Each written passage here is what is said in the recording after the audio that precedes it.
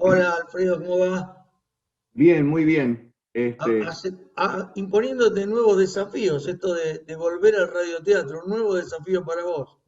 Como Pero si me yo, parece que en esta época estamos todos frente a un nuevo desafío, ¿no? es verdad. Por lo que estamos viviendo, por un lado, la parálisis, la pausa en la actividad por la cuarentena, y por otro lado, ver cómo hacemos para que el teatro siga presente en diversas manifestaciones eh, que pueden ser posibles, ¿no? En este momento. Sí, lo que pasa es que tampoco es fácil hacer radioteatro desde el aislamiento. Es decir, ha No. hecho un esfuerzo todo el elenco, ¿no? Porque no es lo mismo tener al compañero al lado, aunque sea radioteatro, que tenerlo a distancia. Ayer Eh, hablábamos de eso en la reunión que hicimos ayer lunes para evaluar un poco cómo fue el lanzamiento de este primer capítulo. Y una de las cosas que veíamos es cómo se transformó el laburo del actor, porque el actor antes en un radioteatro puede ensayar y luego va y graba, ¿no? Bien. Tiene el compañero al lado que le da las réplicas, que les da los pies. Ahora ellos, después de ensayar, ensayábamos más o menos cada capítulo 3 o 4 veces por Zoom, o sea que esto con una frecuencia de 1 o 2 veces por semana te lleva más o menos 3 semanas, ponele. Luego, cuando estaba comprendido, cuando el personaje estaba como entendiendo, el actor estaba entendiendo cuál era la situación del personaje, grababa.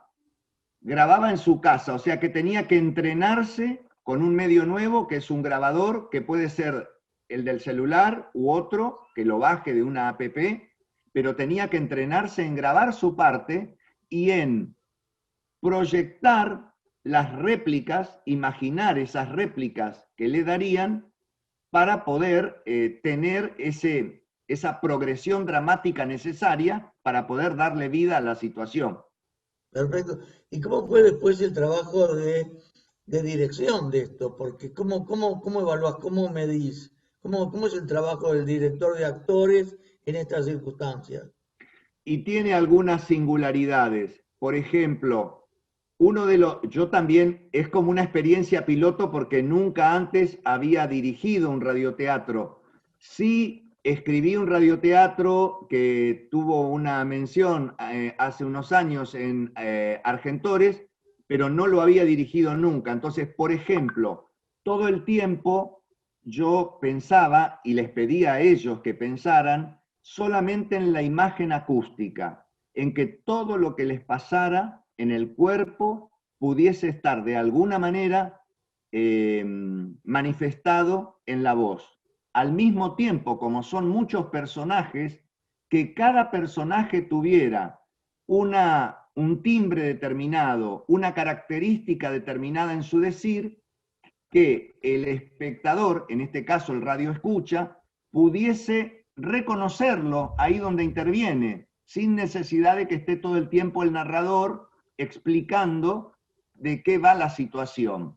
Entonces, eso le agregaba un trabajo mucho más singular a cada uno, ¿no? ¿Sí? Y además algo muy necesario, sobre todo en la obra que elegiste, porque requiere como, si no mal no veo, 6 u 8 personajes nomás en la primera escena. O sea, cuando yo radio escucha, tengo que aprender a identificar a cada uno de los personajes por el timbre de voz. Ya desde la primera escena tengo sentados a la mesa, no recuerdo si son 6 personajes. Sí, exactamente. Hay 8 personajes en total 8. en la primera escena. Y es interesante lo que decís porque muchas de las devoluciones de la gente, vos y yo tenemos una experiencia que seguramente recordaremos cómo nuestros padres escuchaban el radioteatro o cómo circulaba el imaginario radioteatral en nuestra época de jóvenes. Pero la gente joven hoy no sabe cómo escuchar un radioteatro. Entonces, muchos Claro. nos contaban, como además está armado con imágenes, con la idea de que sean imágenes envolventes que acompañen el ejercicio de la imaginación, entonces tuvieron que cerrar los ojos muchos para meterse en la situación.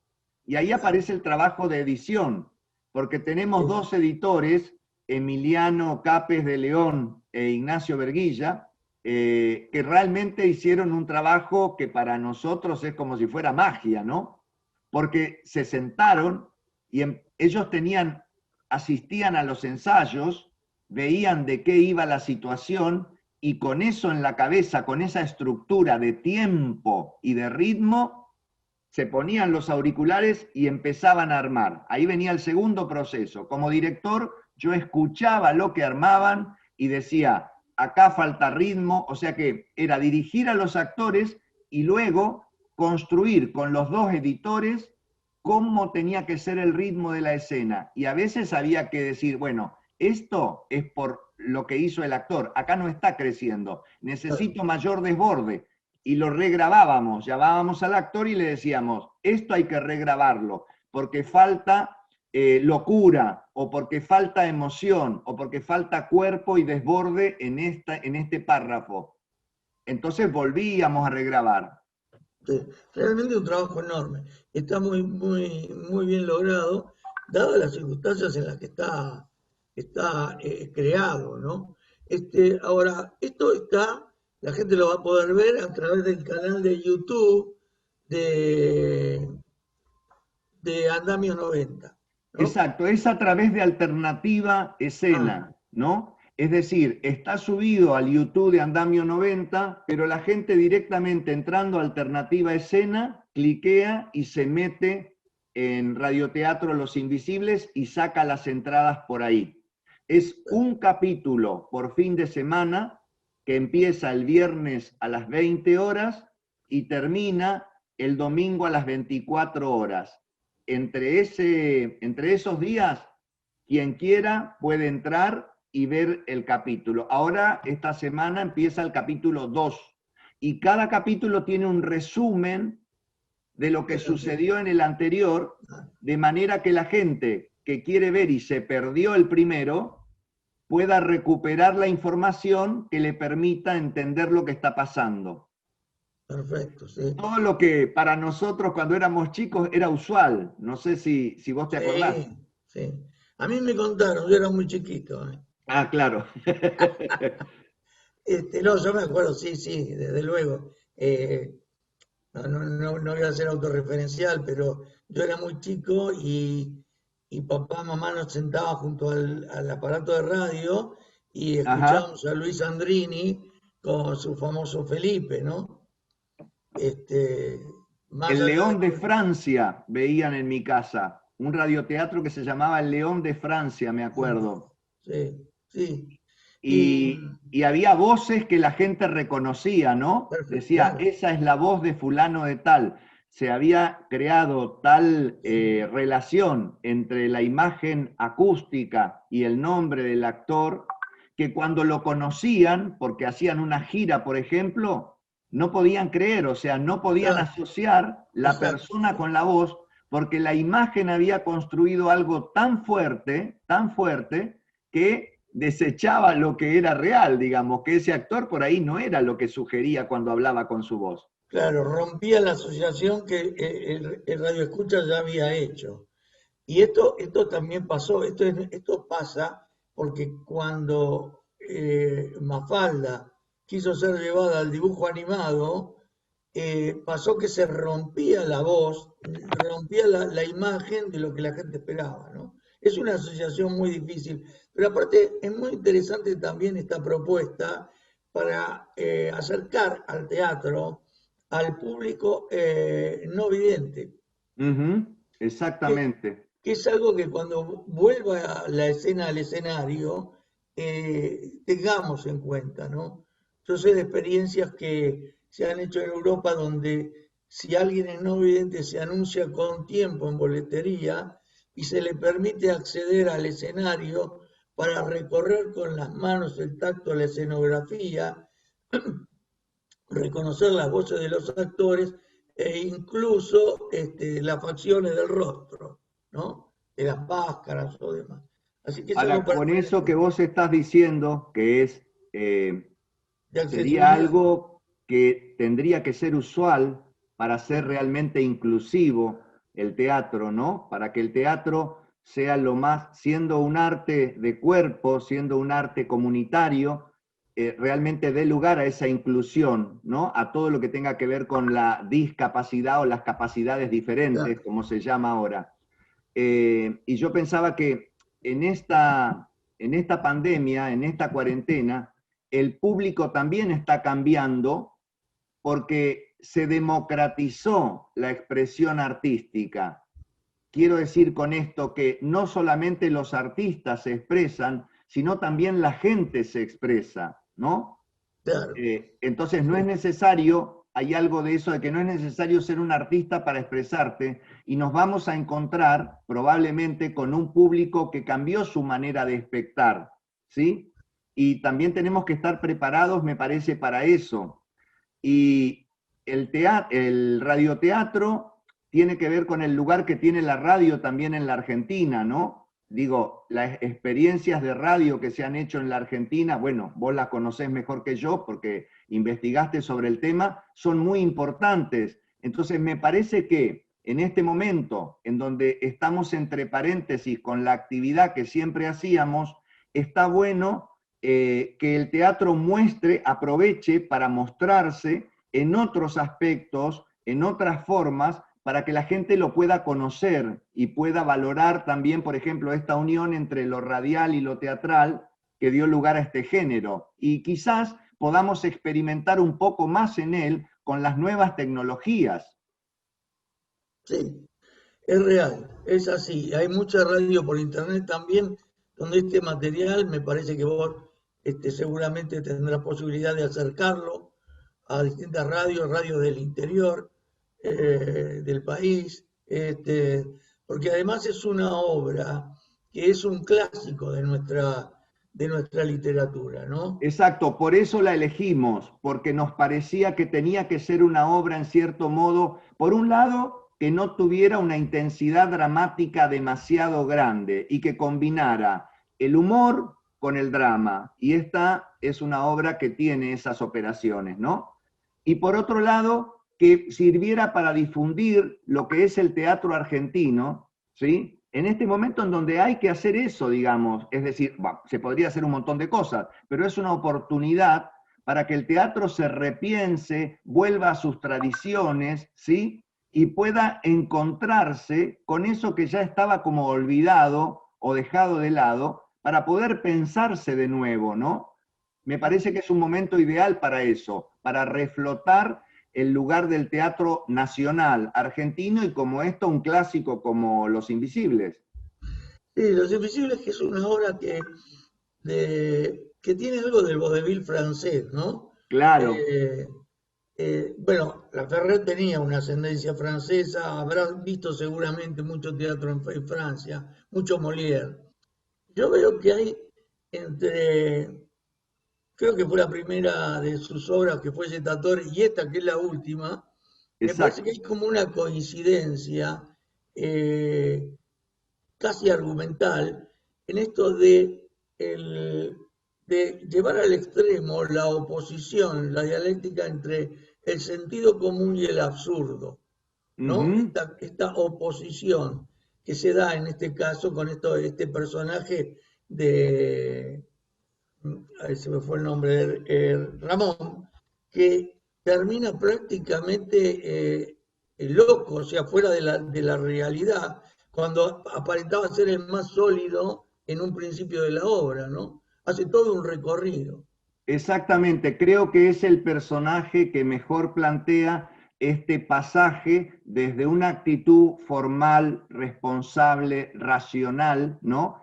También patriarcal por la época, porque es un Sí, jefe de familia patriarcal, y cómo el tema de las experiencias espiritistas empiezan a ganar terreno en su cabeza, terminando prácticamente en un delirio, ¿no?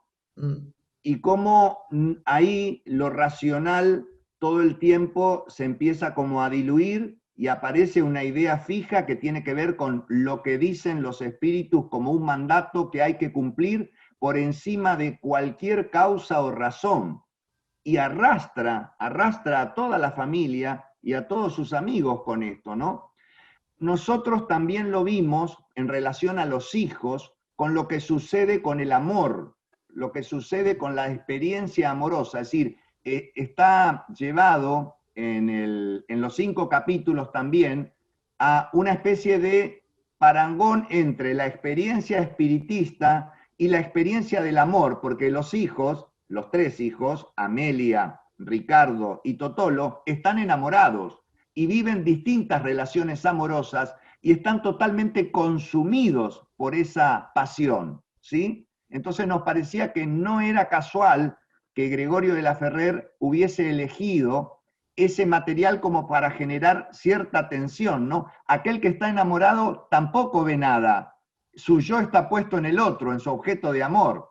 Bueno, a mí me vino ideal porque por mi otra especialidad, la salud mental y el psicoanálisis, me permitía una lectura que hacía ida y vuelta con lo del espiritismo y podía generar buenos conflictos. De hecho, se desarma el matrimonio de Amelia y Héctor por lo que dice el espíritu de la tía Catalina, ¿no? Y no voy a contar más porque no quiero spoilear. Sí, no, pero una reflexión también merece el personaje de López. Un Tal personaje cual. inseguro que por eso a cada rato repite, es lo que le digo yo, es lo que Es yo lo que yo digo, digo. ¿no? El fraude, ¿no?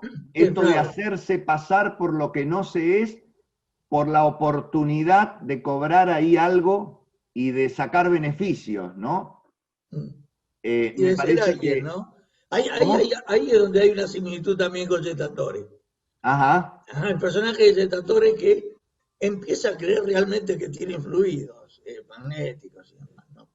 Muy interesante la elección de la obra, muy, muy buena, para llevar sobre todo a radioteatro. Y bueno, y ha trabajado con un elenco que ya a muchos de ellos los ha dirigido sobre el escenario, Por como el eso somos paraíso. una compañía ahora, la compañía El Paraíso. Eso también tiene que ver con lo que sucedió en la pandemia. Cuando no pudimos reunirnos más a ensayar en el ámbito de las 4 paredes, digamos acá en el sótano debajo de mi casa, que es la sala de ensayo del Paraíso, empezó la necesidad que ya veníamos, ¿no? Por el trabajo de tantos años en conjunto, de pensar en generar una compañía en donde hay tareas que rotan, ¿sí? Hay funciones que se reparten y no es lo mismo que concertar un elenco para armar una obra, porque la experiencia de hacer teatro va más allá del producto, va más allá de la creación de una obra. Tiene que ver con una experiencia más radical, más integral, ¿no? De poder, casi como si fuera una experiencia comunitaria, te diría, en donde la reflexión sobre lo teatral está permanentemente jugando en el ensayo, en los textos que leemos, ¿sí? En la forma como pensamos el teatro hoy.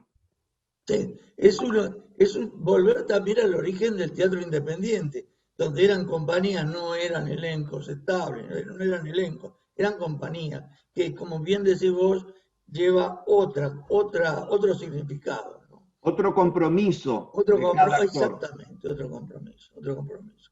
Bueno, vos sos un ser especial en manejar el grupo, porque, bueno, más allá de tu capacidad como médico psiquiatra y de psicoanalista, tu relación como ser humano, creas vínculos muy fuertes y eso se nota desde la platea cuando se ve la relación entre los actores. Quienes estamos acostumbrados a ver teatro, nos damos cuenta cuando un grupo funciona como tal y cuando simplemente se juntan para un objetivo circunstancial y nada más.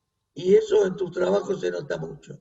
Eso que decís, bueno, me alegra que se note porque me parece que es la diferencia que el público, por ahí el público que está entrenado sabe de qué se trata y por qué genera ese interés, y el público que no está entrenado no sabe por qué, pero hay algo que le llama doblemente la atención, porque entonces ves la ficción que tiene que ver con el tema y la obra que se elige para representar y para darle vida en el escenario, pero también ves, como vos decís, esa grupalidad y esa convivencia en donde hay un entendimiento y una profundidad en la búsqueda, porque como yo conozco al otro, tengo ganas de ir un poquito más allá. Entonces la ficción, en la búsqueda, en la forma en que presto mi cuerpo y mi instrumento como actor para investigar el material, entonces hay algo de eso que se puede ver. Podrás entender por qué o no, pero el público lo absorbe y le interesa. Se percibe. Bueno, para cerrar, vamos a ver de nuevo. Entonces, el próximo capítulo, los próximos capítulos, los encontramos. Podemos acceder por alternativa teatral buscando El radioteatro Los Invisibles, ese es el título, Radioteatro Los Invisibles. Ahora, hoy ya, por ejemplo, está el capítulo 2, pueden entrar y adquirir la entrada, es muy accesible, sale 200 pesos. ¿Sí? Es un bono nada más. Exactamente, y los capítulos duran media hora. Lo que yo trabajé dramatúrgicamente es generar en cada capítulo una unidad de acción que permita que el que quiera ver uno solo también pueda disfrutar de lo que pasa ahí y generar cierto interés para seguir con lo que viene. Porque pensemos que creo que la obra son 3 actos, no, 3 actos. La obra era 4 actos cuando se estrenó y después el mismo Gregorio de la Ferrer le sacó el último acto y quedó con 3. Quedó con 3.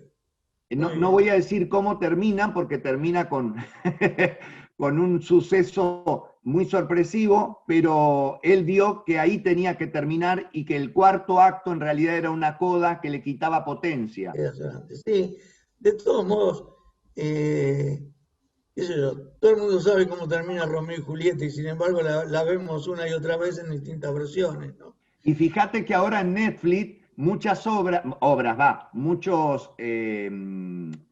muchos materiales así de series empiezan por el final, ¿no?